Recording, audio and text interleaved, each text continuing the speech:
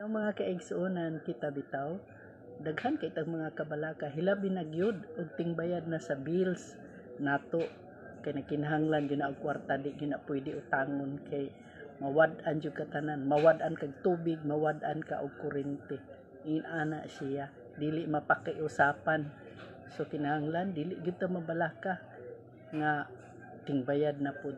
Ang Ginoo ra gyud mo inahibalo, dili ta moadto sa tao, dili ta magsalig nga dito ko magulang ni tarpulana og kanang ako ipangbayad sa bills, dili gyud ta kaingon ana tungod kay siya pod nakinahanglan pod og bayad niya sa bills. So wala siya kay pahulam. So kinahanglan ang Ginoo ra gyud atong duulan. Ginoo, tubaga ang akong pambayad sa bills kay kini na lang gyud akong kwarta, di gyud paigo, kulang pa gyud kaayo Ginoo.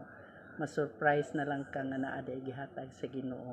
Niingon bitaw dinhi sa Philippians 4:6, ayaw kamo kabalaka sa bisan unsa kun dili pangayoa sa Dios ang inyong gikinahanglan, uban ang pagpasalamat sa tanan ninyong pag-ampo.